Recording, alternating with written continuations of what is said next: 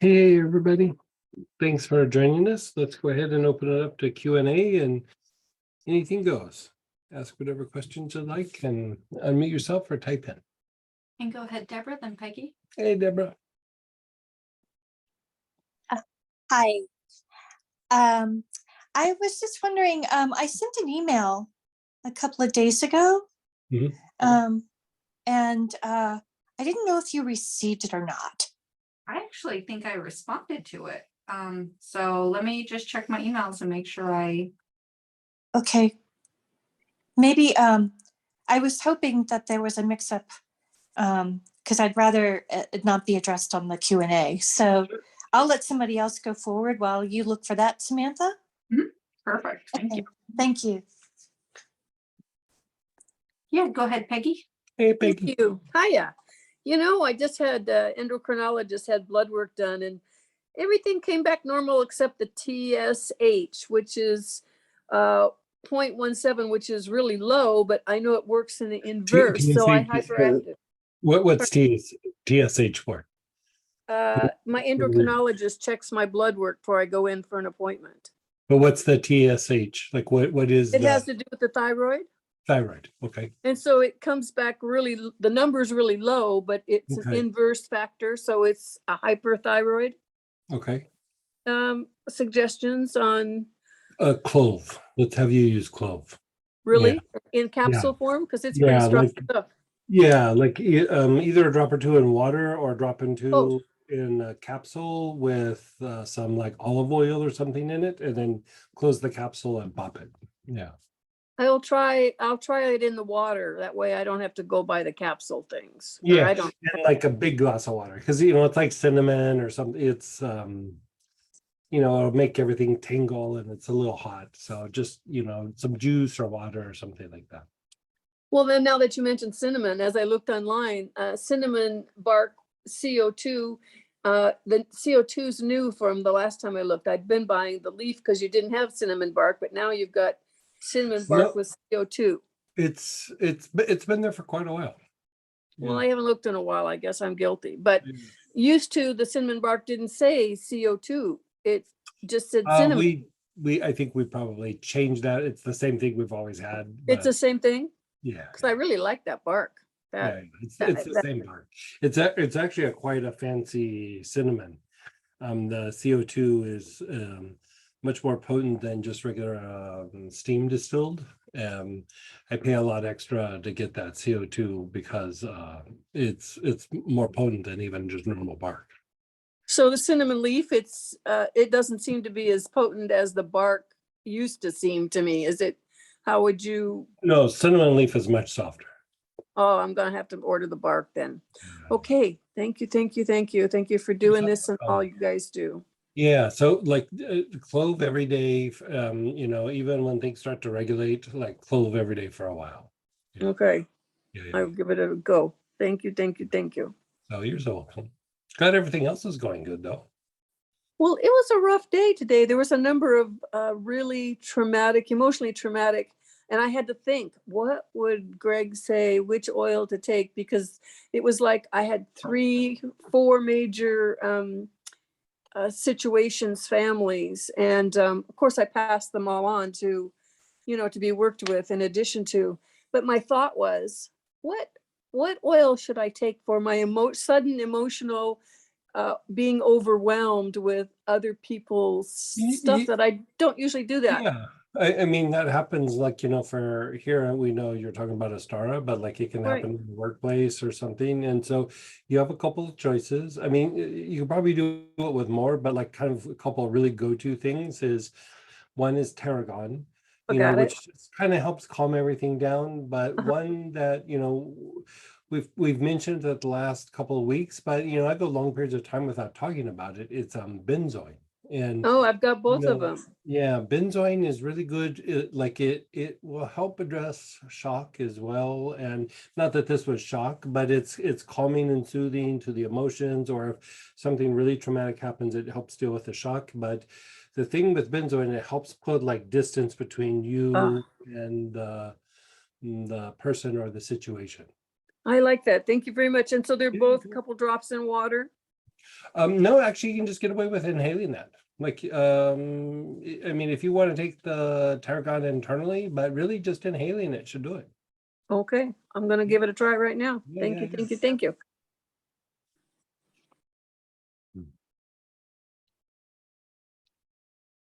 And then go ahead, Barbara, then Shadananda. Hey, Barbara. Hey there. You said anything goes, so this is a meditation question. Yeah, fire away. I've been doing more formal sitting meditation recently, Okay. and it feels like almost as soon as I sit down to start, I am yawning. And Okay. I don't think it's related to sleep, but it's starting to feel like a conditioned response. Yeah, sure. Let me think. And I just wonder if I should change anything up. And are you meditating in the same place all the time and like wearing a shawl or a mala or anything like that? Same place, sometimes a shawl, almost always with a mala or a mala nearby.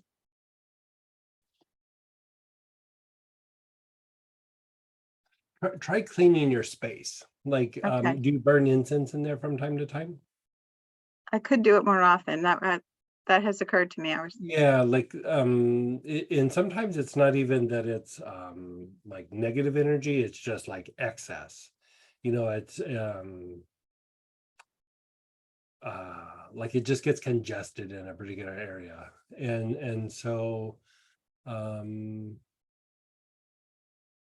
you know, you have the ones from the Sandalphon kit. You could use something out of there. Like the Solomon's Hyssop probably would do it.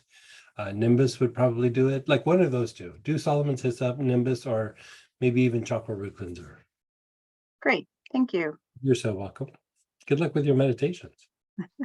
Thanks. I also wonder if there's a connection with, I do an intention. I mean, I asked for a blessing for my intention for the meditation, and it almost feels like it happens shortly after Yeah. that. Well, especially with the work that we've been doing, it increases the potency of like invocations and the ability to go into an expanded state. And so, you know, a lot of times when we go through and we do an invocation, it's got to kind of work the way through the layers, you could say. And you know, we've been doing some pretty intense work the last few months, and you know, sometimes really deeply purifying, sometimes very like soothing. Like the one coming up this next weekend is really kind of soothing and just helps for like adjustment and adapting and everything. But the goal is so that you're able to maintain a state of oneness or connection to the higher soul. But like when you sit down and meditate, it almost, like you said, it's like boom, and it almost starts happening without even going through the process. Like, remember telling one of my teachers, like this is many years ago, I was like, you know, I used to do all these steps and now I just feel like I can just hit it without doing the steps. And they said something to the effect of, the steps aren't the point, like getting you to that place is the point. Uh-huh. And once you get to that place, the rules kind of change a little bit. And, you know, I could see that very easily happening for you. Yeah. Okay. So I had a relate question when You know, you if you think, if it like just to keep on that subject, you know, like there's been times where you know, as around some high teacher, not somebody who was my normal teacher, including the Dalai Lama, and we would do times where there was things where we did like practices and everything, and some of the most intense times where we weren't even doing a practice, we were just sitting and being quiet. Like it was just like, okay, just reflect. Like it wasn't like, okay, we're going to do this meditation, we're going to do this breathing exercise, we're going to do all these things, and just sitting there and reflecting, and boom, I took off. And you know, it's, we get so used to the technique like being the thing that gets us there, but eventually, you know, you can, I don't want to say you let the meditation go, but it's almost like you don't get as dependent on the practice itself, because you're reaching like a different state, you know. And so it doesn't mean you don't go back and visit the meditations, because like even when you're in that state, you kind of experience it for a while, and then when you go back to the practice, it's even stronger, even deeper, you know, like in Right. the pH circles, you know, twin hearts, you know, activate the heart, activate the crown, and then bless, right? And so, you know, after a while, I'm like, yeah, but I want something stronger. I want something more complicated. You know, I want something more intense. And I did twin hearts every day for a very long time, many years. And then I just stopped doing it. Like I was just like, yeah, it feels like just getting up and drinking a glass of water. You know, I wasn't really feeling it like I was. And, you know, I started doing some of the other practices and everything.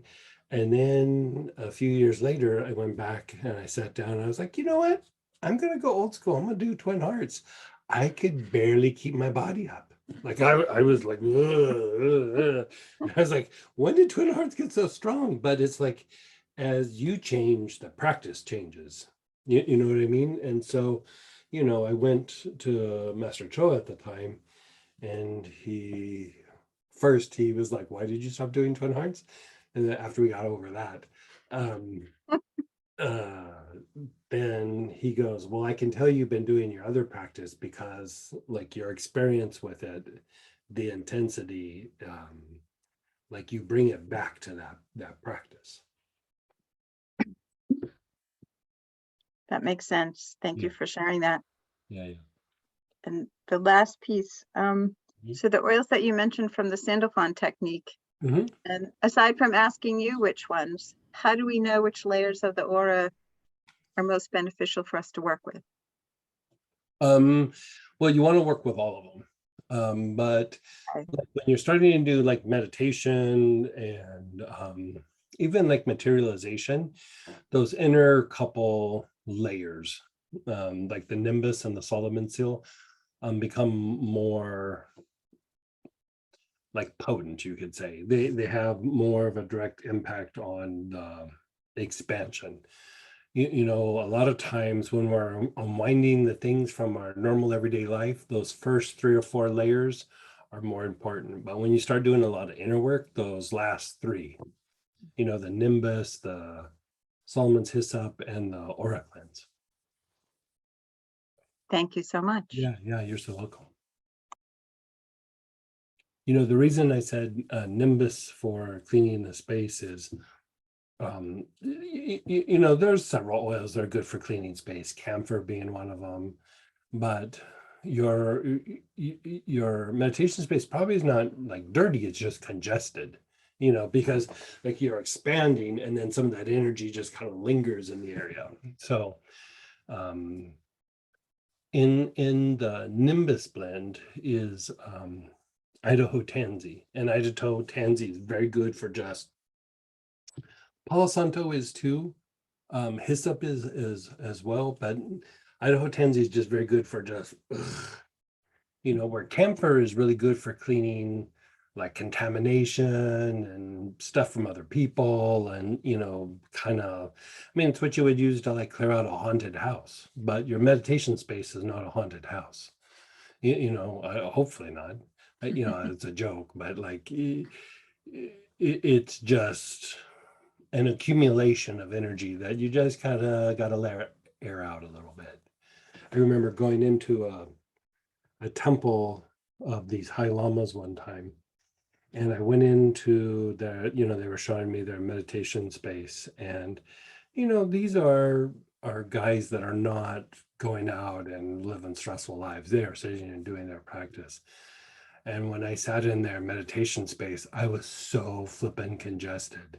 And it wasn't like I expanded and I was congested. I just walked in the room. I was like, oh, like, you know, how you just get that like weird kind of funky feeling, and even started getting a little bit like ungrounded, and top of my head started itching, and I was like, it just felt like it just needed to have like windows open and doors open and just like aired out. None of that felt negative, it just felt like excess. But you know, they were used to it.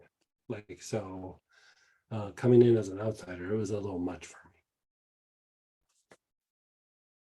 Yeah. Aloes is also always a good one to do.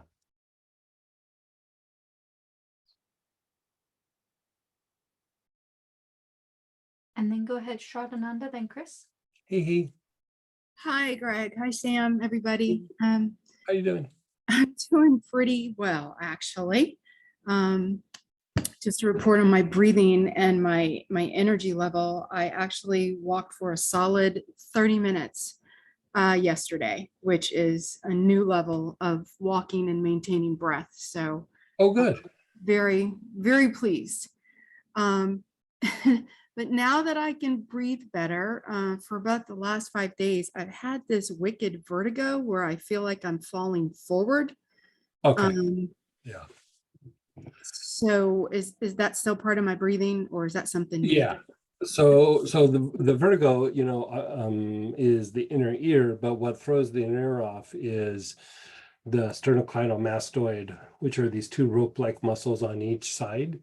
And, they help to elevate the rib cage. And then if the diaphragm is real tight, they have to work extra hard to elevate the rib cage. And so you'll develop like tightness and then eventually some trigger point activity. And so what it does is, it can cause pain. Like a lot of times what people call sinus pain is actually referred pain from the sternocleidomastoid. It can cause pain in the inner ear, but what it also will do is throw off the inner ear. And Okay. so most times when you're dealing with vertigo, it is a sternocleidomastoid issue. Like, the short way of saying it is SCM. And most times it can be resolved with just doing a lot of long, slow, deep breathing with hyssop. Like you could Okay. use, but hyssop is usually my go-to one for that. Like any of the single oil hyssops, like not Is Solomon's hyssop okay? it would work if you didn't have anything else, but like it's always better to kind of do the single hyssops. Okay. And like really try to breathe as long and slow as you can, like inhale real slow. And you don't have to do the pursed lip breathing, Okay. but eventually you might. But a lot of times just doing a few sessions of like 15, 20, 25 like long slow deep breaths with the hyssop will usually knock out the vertigo. I was pretty much living off of hyssop, but I think I slowed down on the use of it. So perhaps that's what's triggered this. And my rib cage has been really tight. It could be. And so like just so we can problem solve, like one of the things that it might be is the sternocleidomastoid might be relaxing, but the diaphragm might still be tight. And so what you can do is you can inhale and then hold your breath, and then like with your breath being held, like lean forward and then lean way back and then like turn side to side and then again inhale and then lean forward kind of far and then back and then side to side, and you're just kind of manually stretching the diaphragm. Okay. In the shamanic tradition, when something like that would happen, they would say kiss the bottom of a stone and it will make it go away. And I was like, ugh, what are we talking about? But if you think about it, you'd have to you get down on your knees, and then you have to bend like way down, and then you're supposed to like barely lift the stone up and like kiss it under the stone, and you're basically stretching your diaphragm. And so it was like kind of a funky way to say it. And then once you kind of realize like that's just what they're doing, they're just stretching the diaphragm, you just kind of duplicate some of those movements and it will knock it out. Okay, thank you so much. I have another question. Sure. So, actually I have two. So I was taking the Shizandra capsules Mhm. for dehydration. Sure. I've been taking them for 2 months. They're working really well. And then I stopped taking them I ran out of them, and I Mhm. haven't had them for 3 days, and I feel like I never took them. I'm dehydrated all over again. So do I need to just keep up with the Shizandra or do something? Yeah. Like, have you been tested for any sort of autoimmune issue or anything like that? Yeah, I don't have And any of them. you don't have any. Nope. And I Like, don't have diabetes, which makes you really thirsty. that can make you thirsty, but also there's certain autoimmune issues that can like dry out some of the things. Is it real dry where you're at? Where are you at, by the way? I'm in Maryland, in Southern Maryland. Maryland, almost in Virginia. And I live right next to a river. It's not so dry. Yeah, it shouldn't be dry. How about your skin? Is your skin real dry? Oh yeah, my skin's always dry.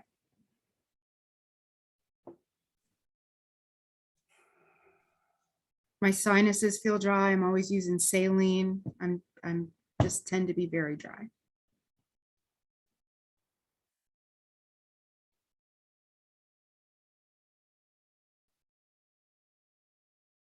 Hmm.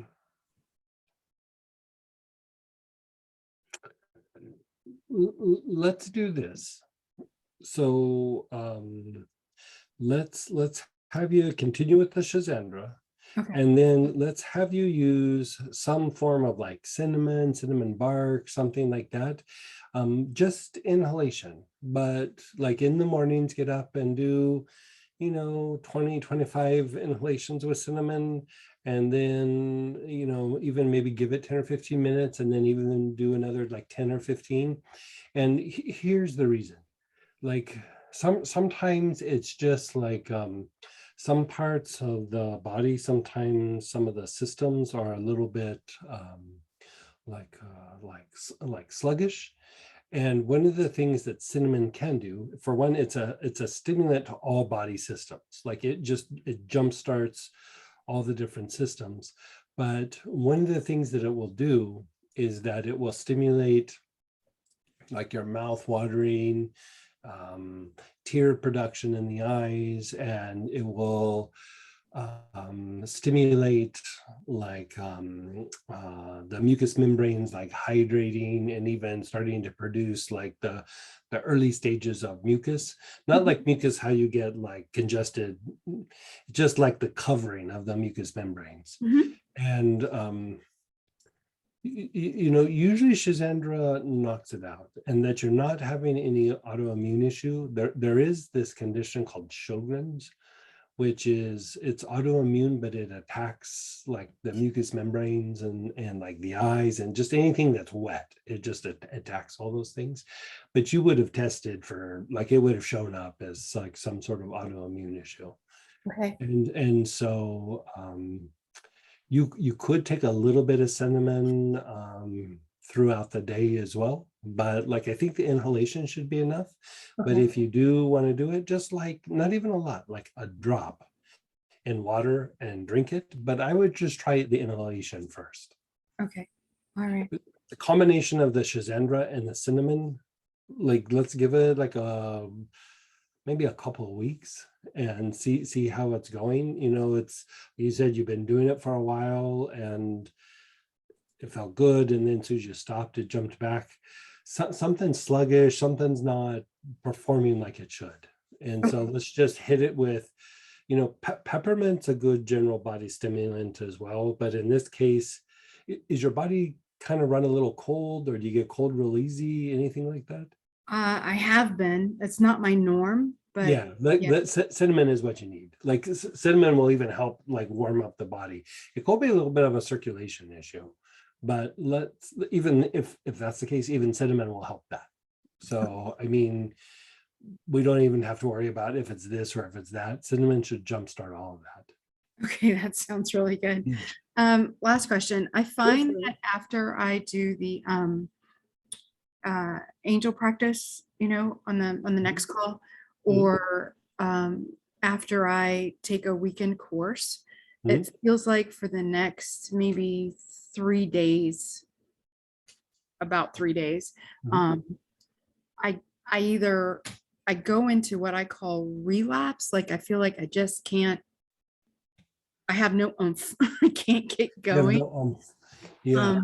Maybe just try getting up and like moving the body around. Like sometimes what could happen is a little bit of congestion, and you are activating some of the upper centers. And so just like kind of moving the body around where you're moving the joints. Mhm. So that could be one potential, but the other potential, which that would still address, is when you start to be in a more expansive state, you kind of start to be in a thing where your foot's kind of in the normal world and foot's in the inner world a little bit. Mhm. And when it's in the inner world, it starts to be real easy just to go, yeah, I'm going to call it a day. It's 10 a.m. I'm going to call it a day. You know what I mean? It becomes really easy just to be like, that's not important. I'm just going to, you know, the movement will help. And like sometimes if that's the case, even try doing something that if the movement doesn't help, something where you have to go through and do like a concretizing like mental process, like, okay, I'm gonna get up in the morning and balance the checkbook, or I'm gonna, do something where you have to go through like a bunch of details, and it just kind of sets you in motion for the day. Okay. It happens with meditation practices, deep healing practices, sometimes in things where they're doing a lot of ceremony.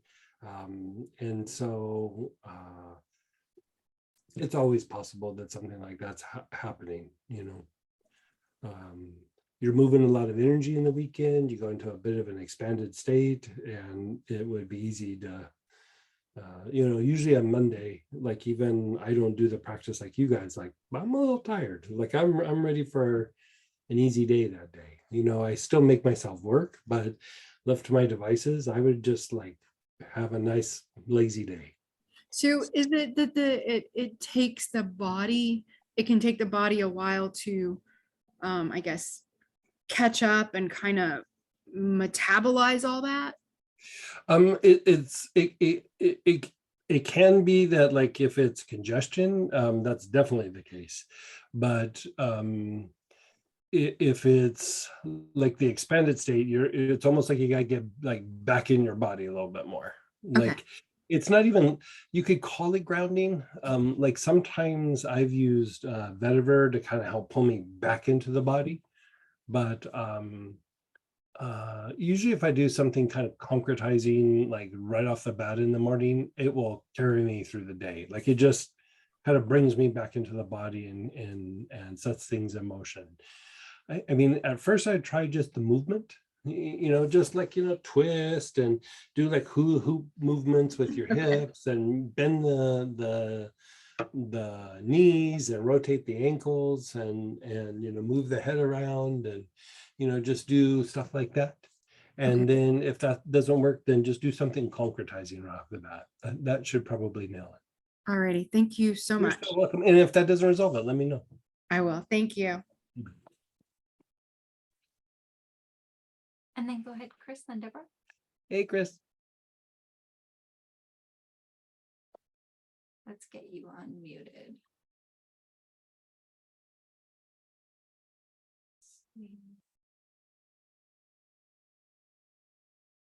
You able to unmute yourself?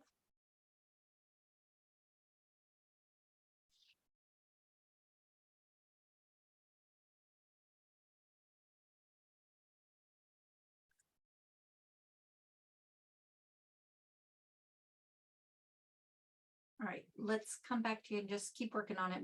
Once you're able to unmute yourself, we'll just keep you unmuted. And then go ahead, Deborah. Hey, Deborah. Hey, I'm so excited. Someone's already asked me the questions that I've been having. Oh, good. Yeah. But as sort of a follow through with that, I loved sort of the progression and the build up of the sandalphon oils and the Mhm. incense that we used. And I really fell in love with that routine. Uh-huh. And then I felt lost when we reached the end of those. And then, so one of the things that were asked that was very helpful was, okay, so how do you use the incense Yeah, going forward? Yeah, like you can just pick them randomly, but the way that I kind of had you guys go through it is we just started unwinding the layers.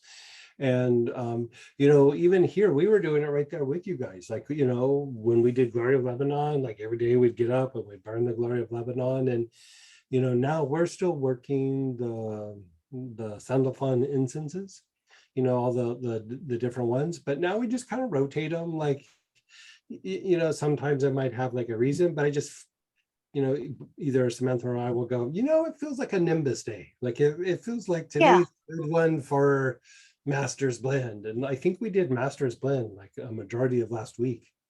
And so rotate them. And one thing that I tried, I was starting to dabble with like a few years ago, was that it was too complicated. Even for me to explain it was just too complicated. But different conditions, I was trying to line up with like the different layers. And we might revisit that again, but I got to come up with a better way to explain it, even to myself, and with this now, like, just think of it as you're unwinding the different layers of the aura, and you don't necessarily have to do it in order. It's great to do it that way for a little while, just so you keep unwinding it and unwinding it. But if you look at like what we did like last week, we kind of started in the middle, and then we went closer to the body, and then we went back to the middle, and then we swept it out. Like, we've kind of flushed it out. And so as you get closer to the body, the energy gets denser and denser. Those outer layers, you could say, are like kind of easier to flush out. But the thing that makes the physical body and the energy body a lot more like flexible, you could say, are those last like 3 layers. And so, you want to be able to unwind those. But if those outer layers aren't as like flushed out, you just end up getting kind of congested. It will still eventually flush out. It's just it takes a little while longer. Like, you go around, you move, you do things, you go outside, you take a shower, all those things, it flushes it all out.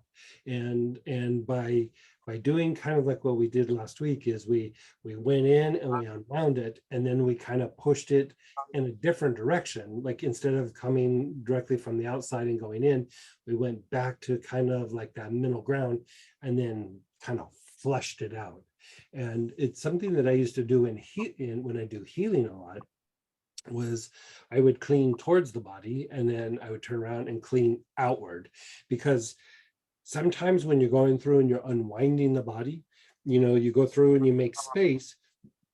But if you have things from like other people and stress and the environment and like old things you were stressed out about that was like weeks or months away, like in the past, you go through, you clean things up, they'll just continue to physicalize. So the idea is for one to unwind the layers of the aura, but then when we start going deeper, you're starting to release things from kind of deep, and then just flush it completely out of the energy body, so that when you do start making space, it just doesn't come back and like physicalize in again. And so in any of those 7 oils or incenses will have a very strong cleansing effect. They overlap a little bit, but they're really super specific to each of those layers. And if you're not sure, just start with like Glory of Lebanon and working your way in. But you'll be working one, and then you'll go, man, that one, when I do it, just puts me in another place. And like, that's why we were working Master's Blend last week. It was like, man, that one feels really good right now for some reason. And so, usually we would just burn it like a stick or 2 in the morning. And every time I would sit down to do something on the computer, I'd light another stick and burn it. I mean, I was digging it. And so, it's just helping to unwind stuff. And if you think about all the things that we're doing about undoing conditioning and undoing things from the past, trying to develop these like more expansive states, having expansion in the upper centers, the more you just kind of keep everything clean, the more the body can handle it, and the more that all that stuff happens easier and you could say like more efficiently. Like, it's still going to happen, it just makes it like softer and gentler, and just a lot of what is in our aura is actually from other people. Like, it's not even like, oh, I was stressed out. Like, you're out in the workplace, or you're out in the environment, or you're out at Costco, or whatever it is. Your stuff is getting absorbed on you, constantly. And so, at some point it matters less. And you could say almost at some point it might even matter more.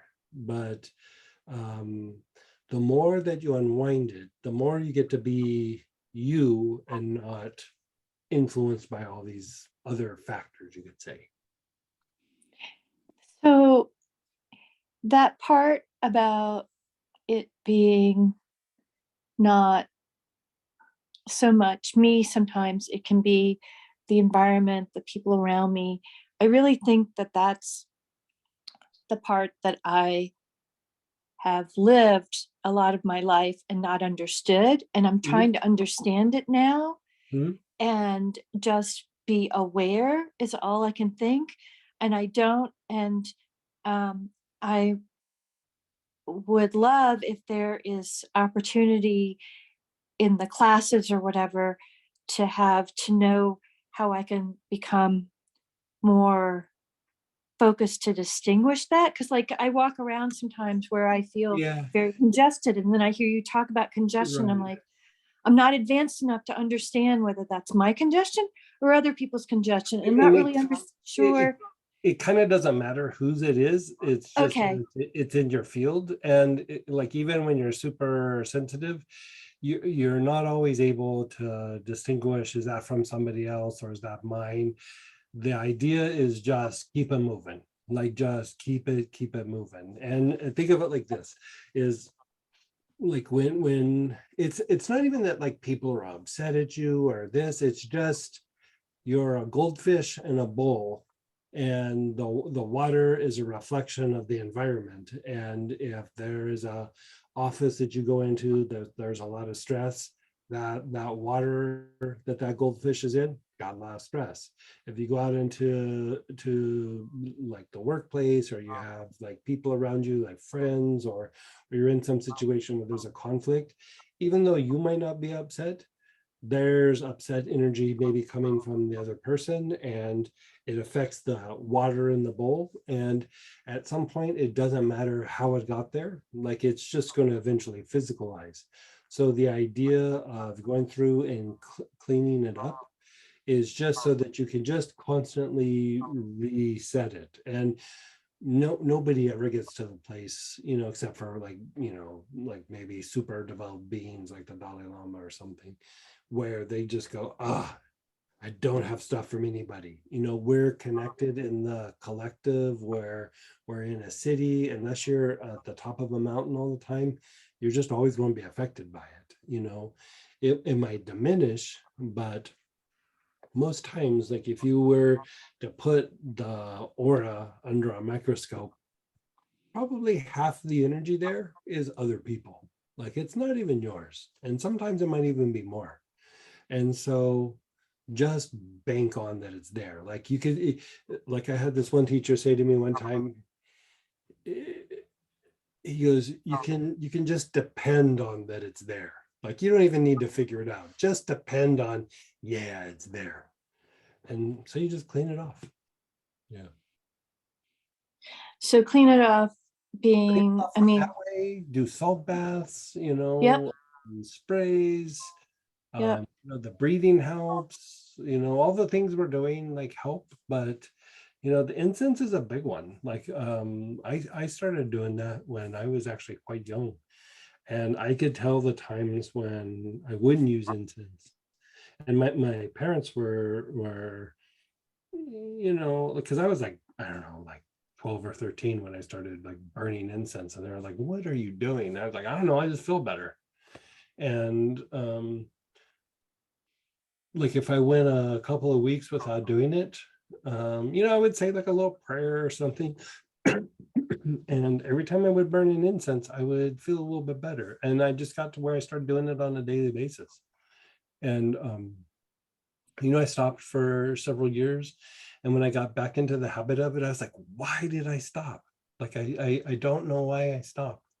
And if you think about, like, almost every spiritual practice or ceremonial practice, they're burning something. You know, there's different kinds of purifications that can happen, but using smoke and incense and smudges are a way to clean up the energy body and the aura in a way that's very effective, that they use for healing, religious ceremonies, meditation, things like that.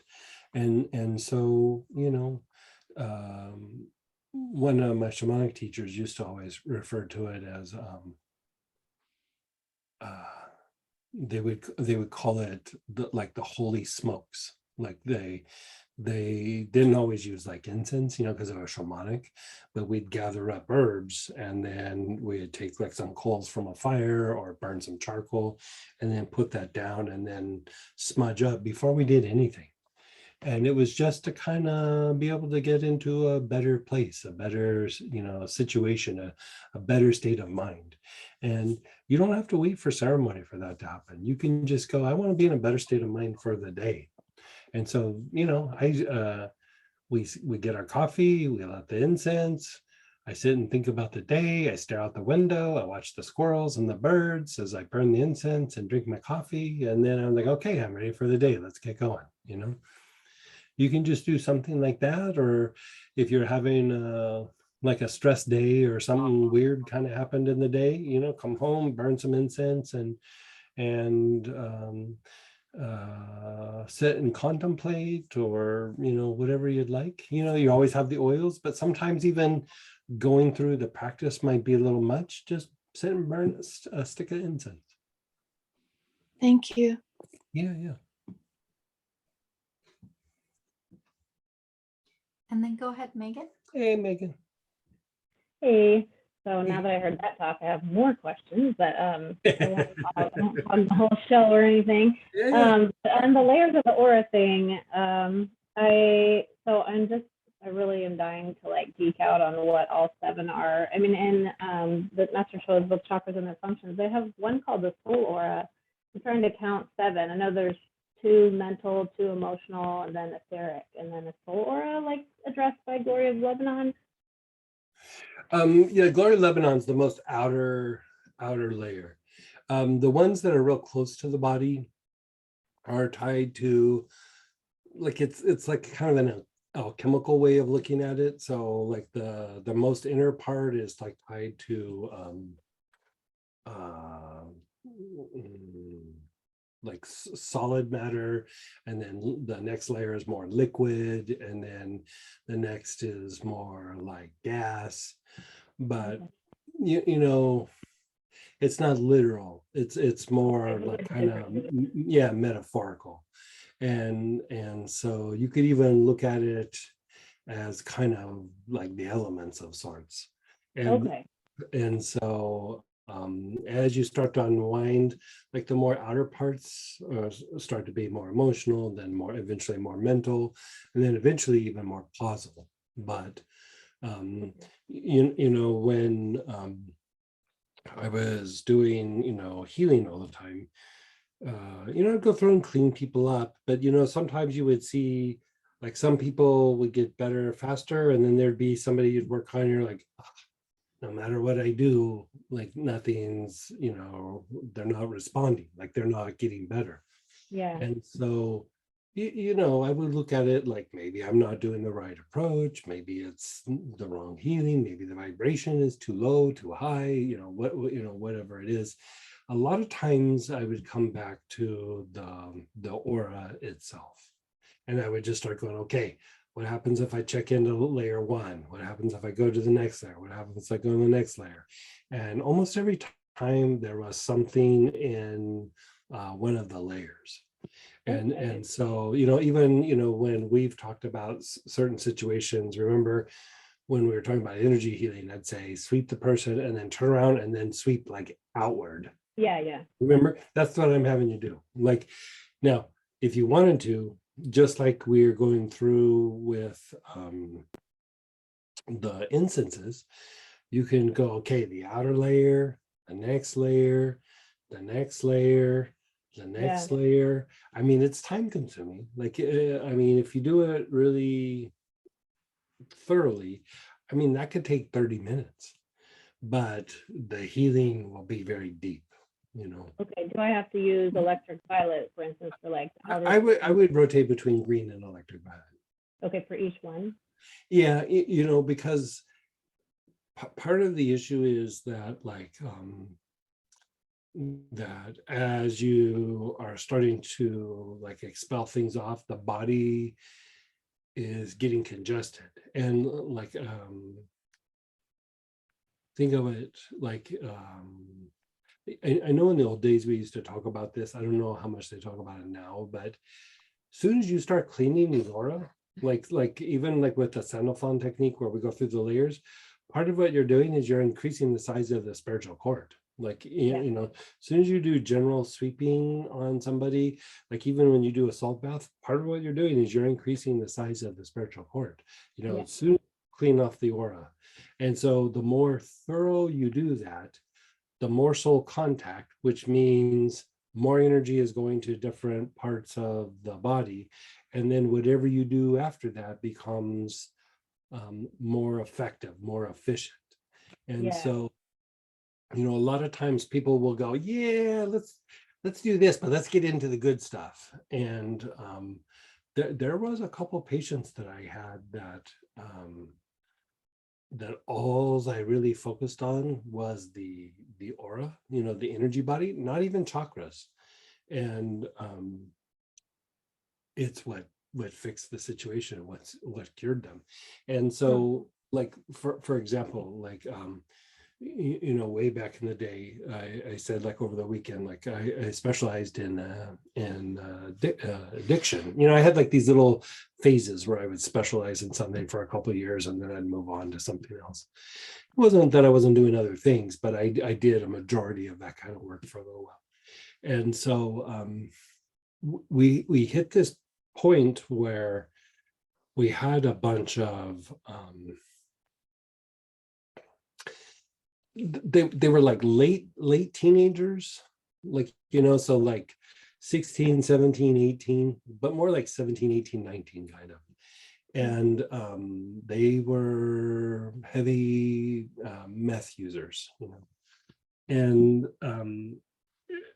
out of all the substances to go through and treat with people, like somebody who is a constant meth user is one of the hardest things to treat. Like heroin, much easier to treat. You know, cocaine, it takes a while, but easier to treat. Meth was rough. Like it was not an easy one. And it was hard to even keep them in therapy, even if, you know, we could get them into therapy. Sometimes we couldn't even do that. And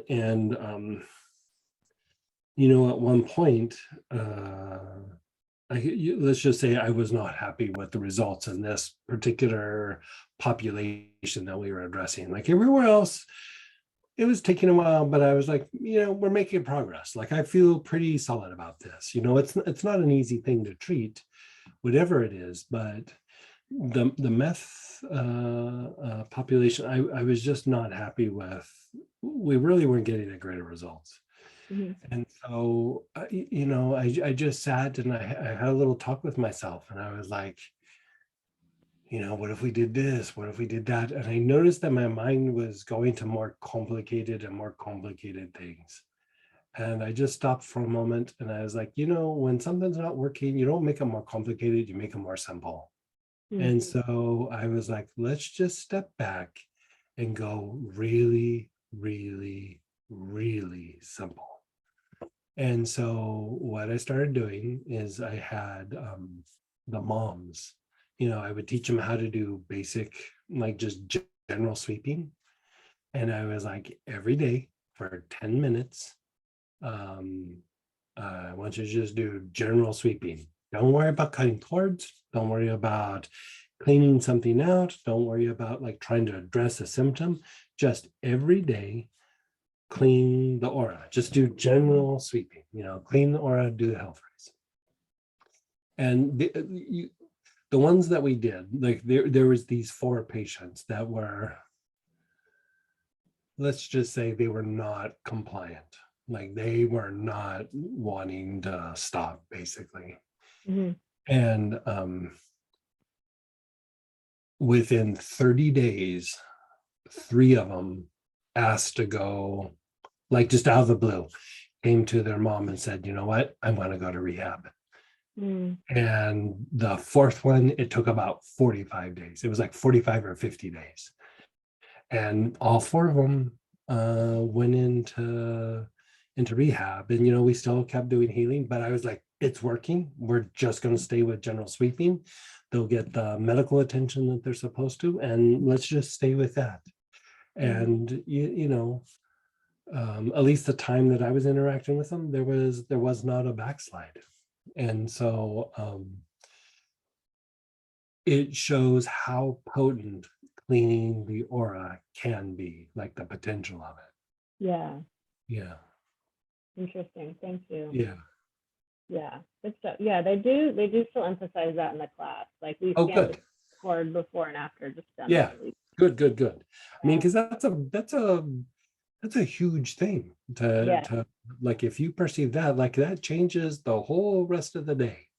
Yeah, agreed. Awesome. Thank you so much. Okay, so then I have Mhm. it should be a short question. I'm just reading Astara again. Can you translate brain dues to pranic healing language? What are brain dues in Astara? I couldn't hear what you said. Brain dues? Yeah, brain, BRAIN. In the Astara lessons, they talk about, I'm guessing that's a type of energy, but they just talk about brain dues that come into your head or crown chakra or aura or something based on like spiritual advancement and things Like dues, like DEW. yeah. So there is a spot. Wow, I can't believe she was talking about that. Like I've read that the whole, you know, all the degree lessons a few times, and I still like go, I don't remember that. I remember that from other practices, but there's just different traditions try approaching in different ways, but there's an energy right under the base of your skull. And then there's also an energy that happens when like the pineal gland and the pituitary do something together. There's like kind of an energy and even like a little bit of a fluid that gets released. And it will change the energy body quite substantially. And so you could say, you know, how in certain meditations they'll say like visualize a star on your crown. Mhm. That's part of what you're doing is you're like starting to like tap into that, right? You know, a little bit with the awareness on the pineal gland, but when you put your awareness on the top of the crown and you visualize a star, you're starting to like stimulate that a little bit, and little tiny amounts are being released into the meridians that eventually hit the chakras. Then there's things that you do potentially with like the navel minor, even some of the lower centers where you kind of it's like the way you could say it is like you kind of cook it a little bit, right? So that's another way of doing it. But you know how we go through and do the patterns with the organs of blood purification. You know, we do the lungs, we do the liver, you do the spleen, you do the gallbladder, you're doing the kidneys. That's a very ancient way of doing it as well. And I'm kind of fond of that way because it's simple. Like it's just it's very, very simple. It can start to get a little bit complicated, but if you notice, like a lot of times in Buddhist practices, like in thangkas and things, you'll see like 5 like looks like little lingams in front of like the Buddha or they're not always there, but like the Buddha or Padmasambhava, or you know, there'll be like these like 5 like little like vessels or like these little like lingam looking things. That's also tied to a particular practice. And then you see like some of the Dharma protectors will have some of those same sort of imagery, but those 5 are on their head, like almost like a hat or a helmet, but they're just like stuck around the head, and it's tied to the transmutation of these energies that are stuck in your basic chakra. And Kabbalistically, they call them by something different, but they are basically the same thing. And there's 5. And so when you go through and you do these practices, part of what you're doing is you're moving those from being something negative down at your basic or in the basic, and you're moving them up towards the top of your head. And it's actually tied to what we're doing in this series, where we did the Sandalphon, we did the 4 directions, we did the streams of consciousness, and then we did the one with the white light, and then like this coming up weekend we're doing the focused mind. And it's not like focus like, oh, I gotta grind on details. Like it's more of being able to stay focused, like on the soul, being able to stay focused on like more upper things that you're choosing, rather than being distracted by the normal everyday whole of life and difficulties and other people and the collective and all that.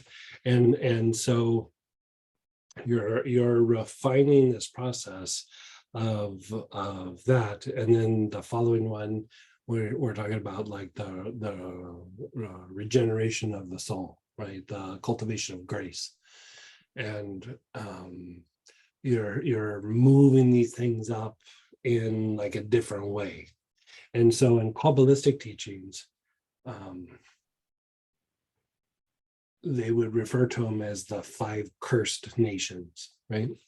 And the idea of even the term cursed is not like punishment, but it's like whenever you're like at odds or adversarial with something,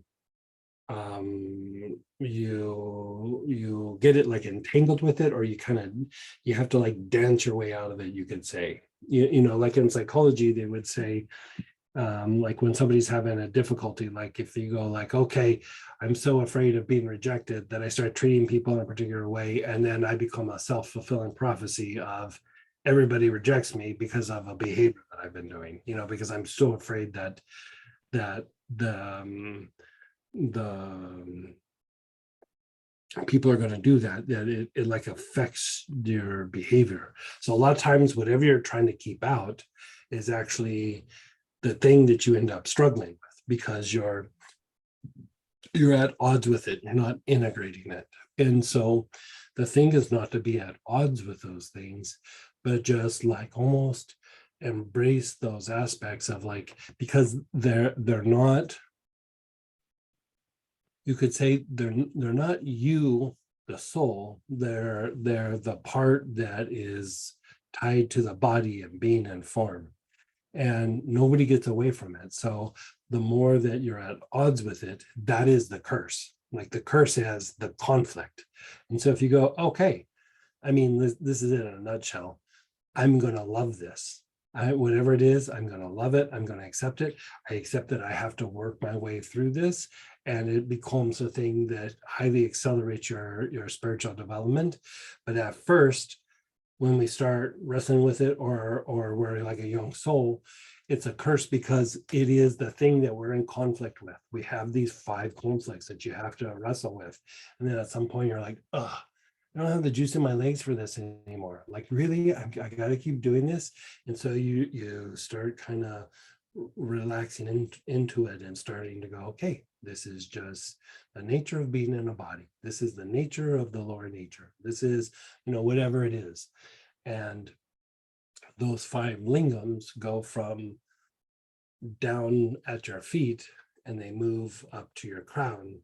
So it could be you could say it's like Kundalini moving up. You could say it's the negative energy down by your feet being offered it up to the aspects of bringing in light and the aspect of oneness. In the Buddhist tradition, they talk about the snakes being offered up to the bird realm or Garuda. The peacock is always conquering the cobra, right? And it's the symbolism of this play between these two things. And so different traditions talk about it in very, very different ways. But if you think about, even like if you look at the flag for Mexico, or the symbol for Mexico, it is an eagle standing on a rock with a snake in its mouth. That is a very spiritual symbol. That's not just like something they saw. That is tied to these things that they talk in Buddhism. But here it was from the indigenous people, the Aztecs or the whoever it was, Aztecs or Mayans, I can't remember. But it's a thread that's woven through a lot of different traditions. And so any version of this starts to release these aspects of that dew, and then it starts to hit the energy body, it starts to hit the chakras. And you could say it in a lot of different ways. Like it changes your state, it changes your being.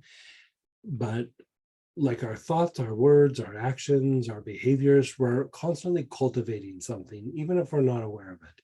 And the thing that we're cultivating is below our feet.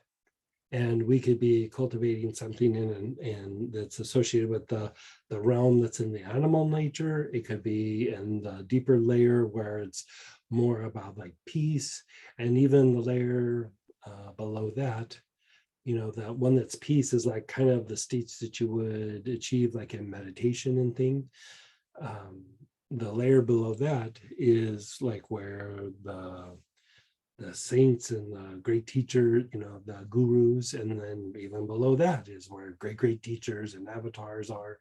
And so it's literally like when they talk of hell or heaven, it's like on earth. It's a state that you're in. Like you could be having heaven on earth, you could be having hell on earth, depending on what's cultivated and what you've kind of tapped into below your feet, or what you keep feeding down below your feet. And so a lot of traditions where they, bless the earth, release things through your feet,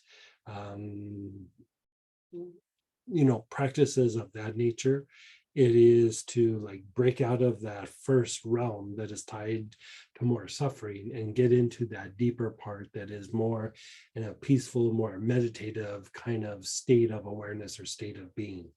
And so even the idea of the streams of consciousness and doing the different things with the mind and the soul and all of that, that's what you're doing, is you're constantly trying to cultivate that. So we did the Sandalphon, the Four Directions, the Streams of Consciousness, and then the class with the white light. I can't remember what we called it. And then the focused mind is like, now you're trying to focus on the things that you're trying to bring in. So it's not about like, I can really crank through details. It's like, I want to bring in these components into my life, and I don't want to be distracted by normal everyday life. I don't want to be distracted by the conflicts. I don't want to be distracted by people being mean to me or whatever and pulling me off track. I'm going to stay focused in the things that I'm bringing in, and you keep going deeper and deeper and deeper, and then eventually we'll work the last component in November, where it is the bringing in of the divine essence, the essence from the other side of the veil. And so it's a different way of saying the same thing. Those dews, those mental dews, or the energy drops that start to hit the energy body,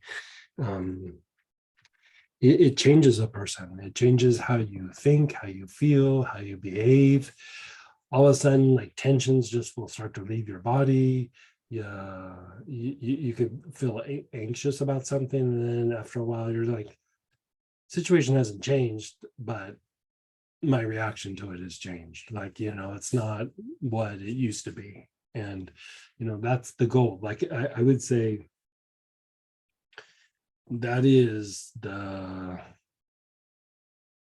more genuine inner healing.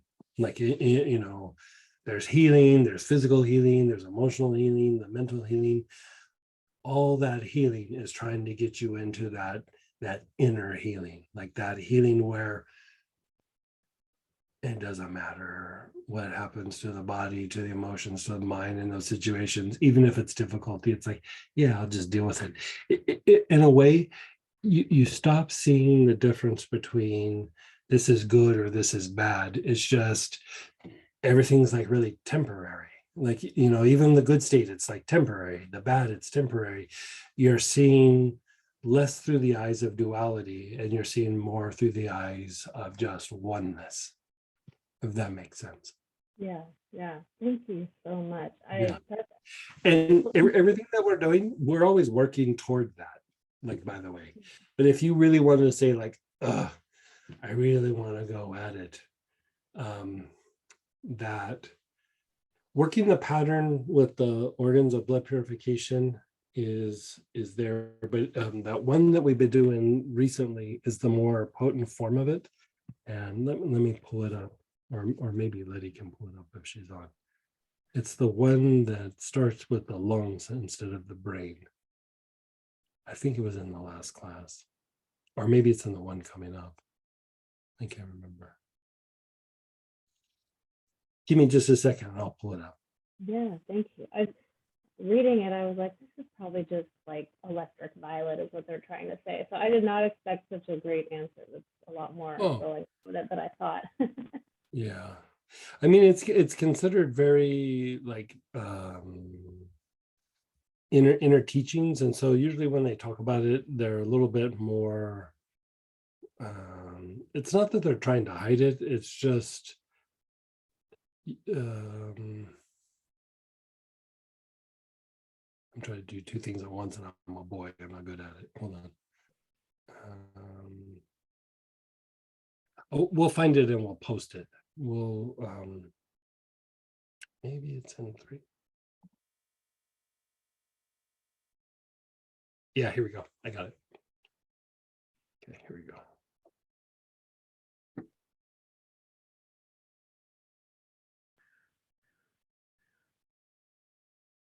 Yeah, it's in a lot of teachings, but a lot of times with inner teachings, it's like there's exposure and they just kind of keep going deeper and deeper, like little bits at a time. Because if you go too fast, too quick, it can make a person like push back and takes harder to come back to that at some point.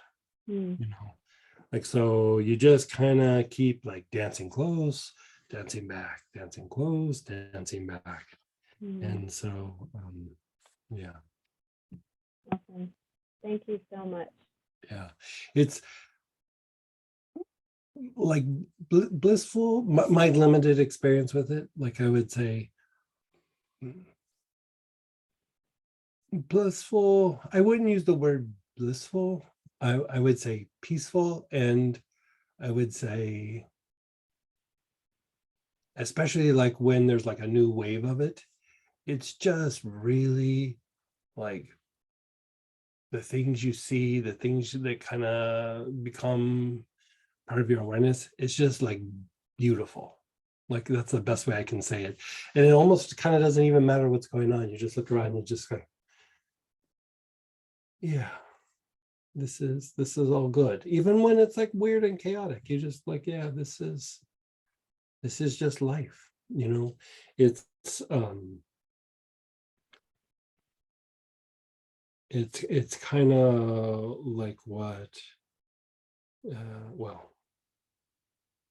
you could say like seeing through like life size, instead of because even if you think about like that phrase, we come in, we have our inner experiences, and then we're kind of at odds with our environment. And at some point, when you really like harmonize with it, and there's like kind of a union with the outer world, you're having your inner experiences, but the outer world isn't affecting you anymore. And so you're seeing things like through the eyes of life. And so in different traditions, and they would call this by different names, but when they talk of, like, say, Mother Mary, and they say, you know, she was a virgin, it wasn't that she didn't have sex. I mean, her sex life I have no idea about, but the esoteric teaching of that is not about sex. It's about not being influenced by human activity. Like, she was a presence that was not reacting to the things going on in the world. She was just present, right? Mhm. And so in shamanic practices, they would say, like, seeing through life size. Mm. Mhm. You know, you're not reacting to it, you're just kind of one with it, but the presence is there. Yeah. Does that make sense? Yeah, intellectually, I'm still working Yeah. on having the inner experience to begin with before I integrated to the outer world. Yeah, even just keep contemplating it, like, you know, like, that's the thing with contemplation, is you don't have to have an answer. Like, you can just contemplate it and go, huh, curious, interesting, and then you can just let that be, and it just allows for more information to come in. Mhm. I would say some of the most powerful words that for myself through the years have been, I don't know. I really don't know. You know, I just, you know, you keep sitting with it. I'm like, I just don't know what's going on here. You know, Yeah, it I mean, I feel allows for more truth to come in. yeah. I mean, I've been wrong about everything. So Yeah. then, but it's like, Mm. I'm just not gonna guess anymore. I'm just Right. take it day by day. I really haven't been right about anything. Right. I can't think of a major thing or even like a medium thing that I was like, I was right about. I made that plan and it happened. Like, just no, nothing. So, that's Well, like, out, right? I think I've shared with you guys, like, one of the teachers that I had, like, you know, he was in the Nyingma tradition, and he was practicing Buddhist, and like, if they said do these mantras for 4 hours, he was like, yeah, I'm gonna do 8. And if they said do these for 3 days, he'll go, I'm gonna do it for a week. And, you know, whatever, do these devotional practices for, you know, whatever it was.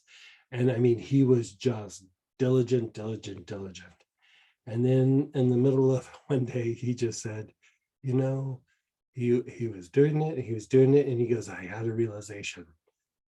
This is all bullshit. And so he went to the Lama and he said, you've been giving me busy work. And why? Like, you know, and he started kind of pushing the Lama, like, why did you do that? And he said that the Lama got really uncomfortable for a little bit, and then he calmed down and like made eye contact, and he goes, yeah, you're right. And he said, you know, you just have to break down these like biological drives for a while, and at that point where you get exhausted, he goes, that's the teaching moment. Like, you really just have to exhaust it. And so even that idea of the contemplation, it's like your mind wants to do all these things. I want to do this, I want to do that, I want to understand this, I want to understand that. And as much as you think, like, don't do that, like, sometimes, like, I mean, that is a practice in Buddhism where you just go, let's just take it deeper, let's just ugh. And then at some point you just go, I give up, and then that's the moment. Yeah.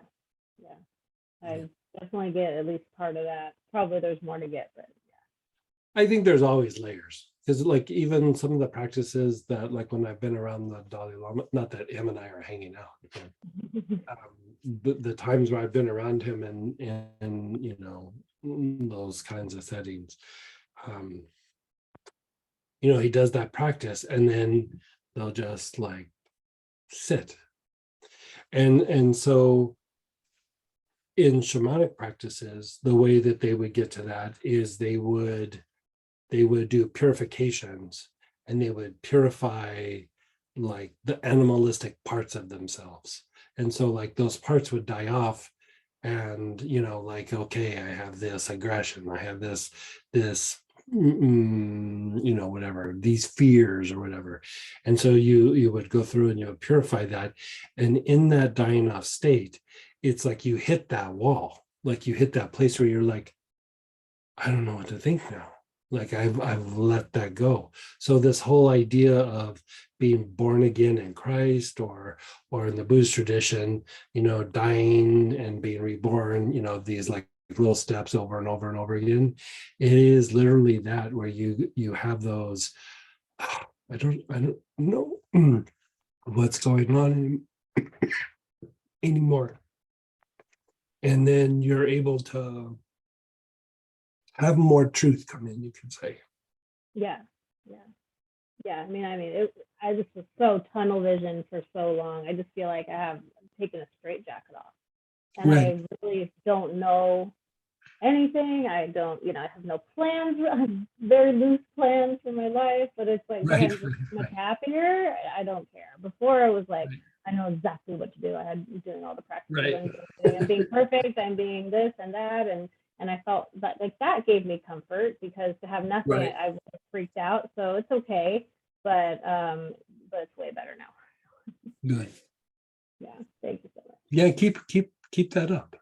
Like, keep contemplating. And even if you go like, oh, I'm really going down the rabbit hole, even like over the weekend, I was talking about, I'd go down the rabbit hole and then I'd get all done and then I'd burn my notes. Like I'd be sure to get every last detail done. I was like, it feels done. Set them on fire. That was before iPads and all that. It was a booklet, and I would set it on fire. And it was so that I could let go of the stories and projections and everything, and just keep letting things go, not being attached to the stories, so that I could sit with the truth. Mm-hmm. Nice.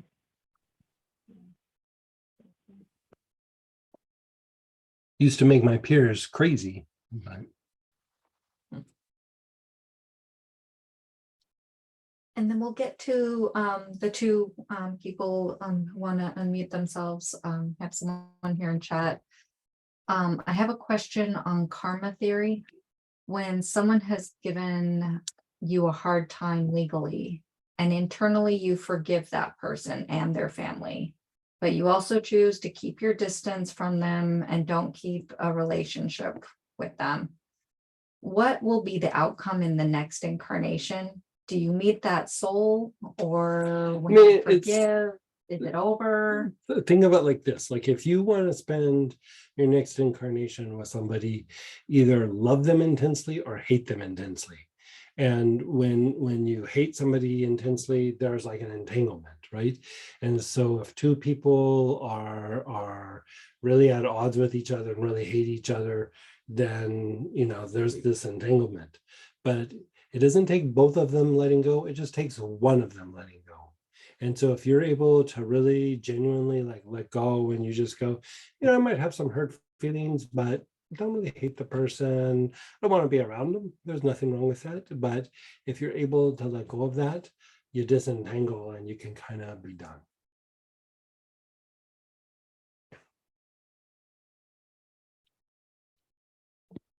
Really quick, back to Megan's thing, you had mentioned a pattern. The blood one, is there good oil to use with that pattern? I don't know. There's lots of different things to work. And so like this weekend, is it this weekend that I pulled that out of? Hold on, let me look at what it is. The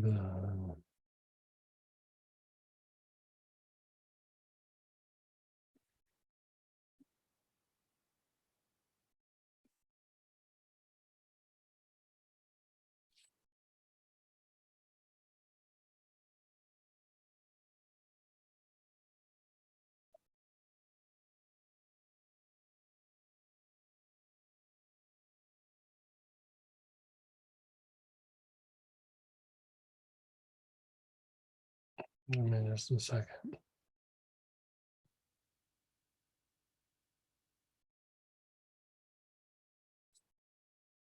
A couple oils. One is assemblage point. Two is Sharanagati.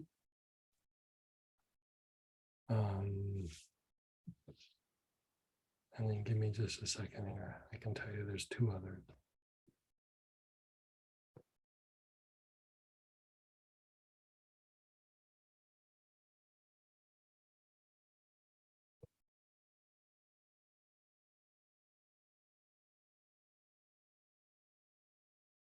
Yeah, the other two are coming up in classes, but there's one called Monk's Anointing Oil, and then another one that's called Apothel Yohola, Apothel Yehola's Balm.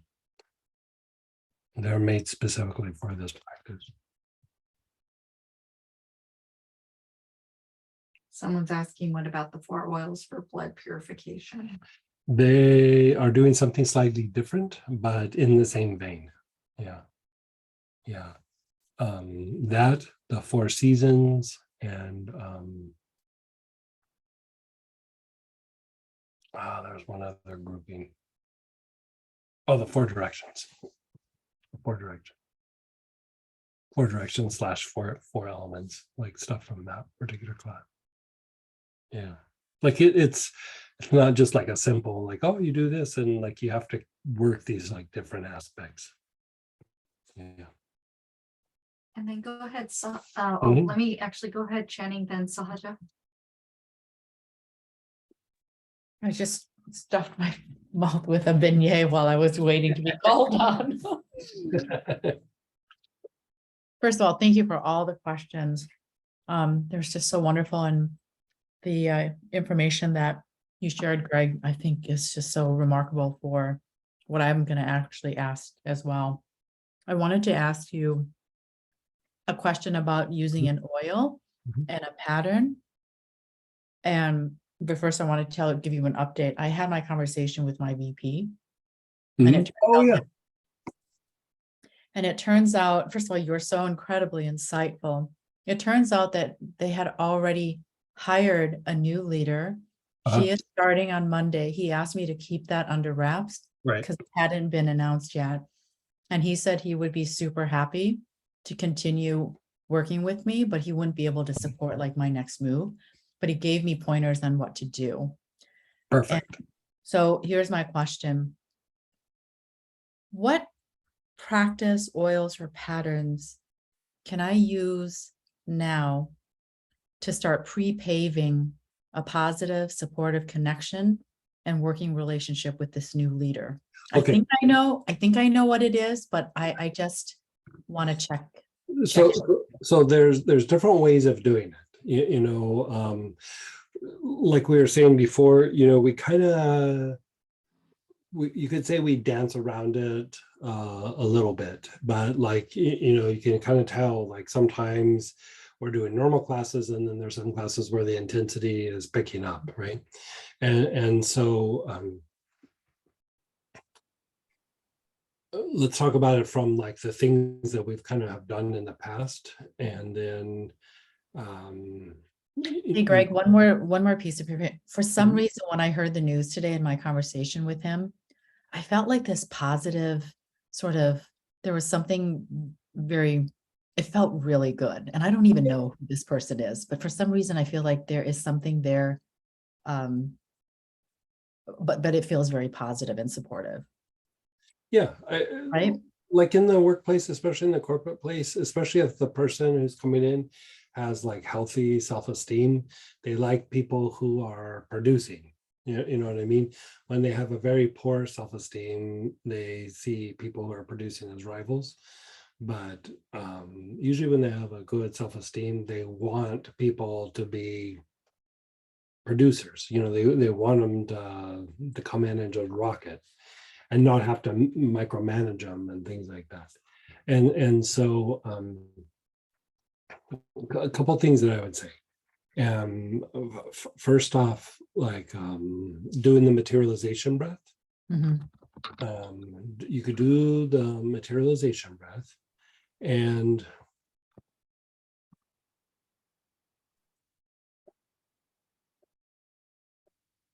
with that, I would probably do like cinnamon or abra melon. Like the thing is like the cinnamon helps with like integrating it into the heart.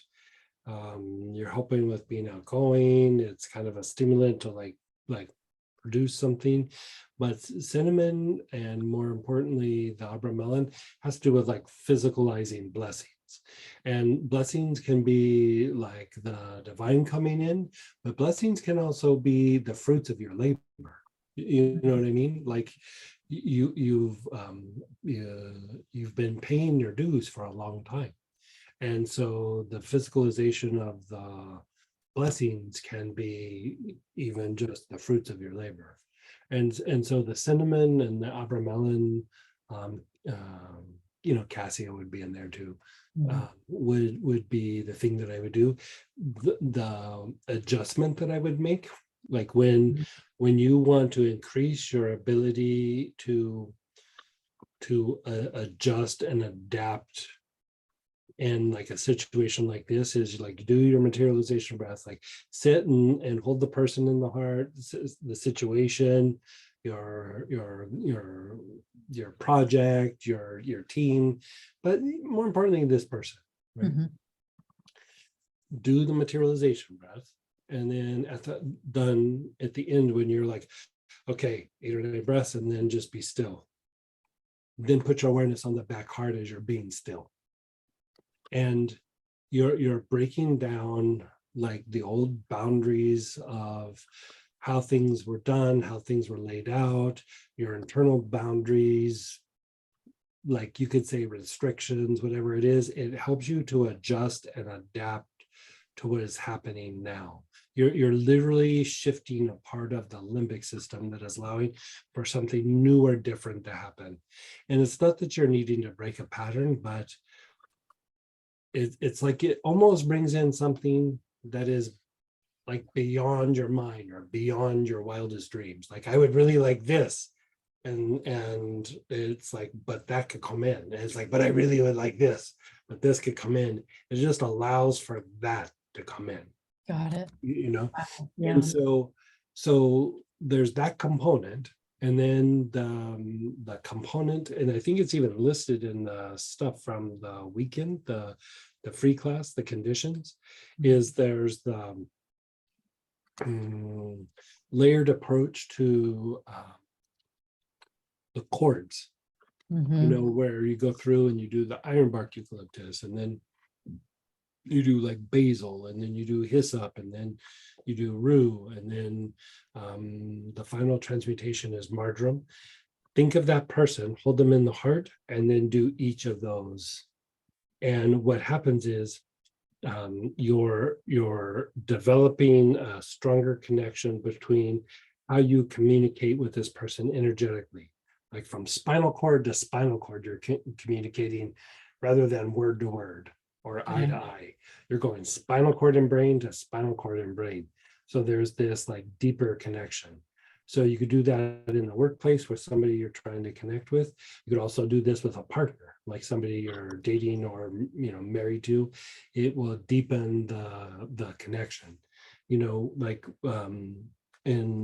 with Astara, where we're going to be teaching a class in the middle of August where I'm teaching like an old school alchemical process, which we've been dancing around for a while in the oil classes, but we're going to do this version of it without oils.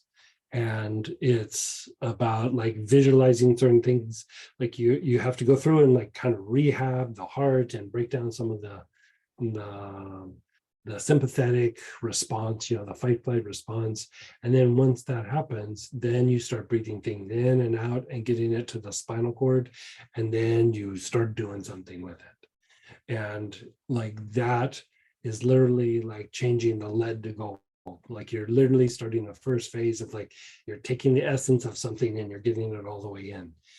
So here you're doing it with oils, but Mhm. like you can do a different version of it in that way. The idea is to be able to breathe something in, breathe it out. I mean, think about what we're doing with the oils all the time. You're breathing something in, you're breathing it out, you're breathing it in, you're breathing it out. You're literally developing a muscle memory for something deeper to happen. Amazing. Thank you so much, Greg. I think we gotta jump over to the other stream, but let's just keep this going, and like it's very esoteric, and even if the questions aren't, let's just keep the Q&A happening. But since we have it on the schedule, we'll switch over and do the next one. So people who are asking questions, just fall over and we'll do the questions there. Thank you. Okay, we'll see you guys over there in just a minute.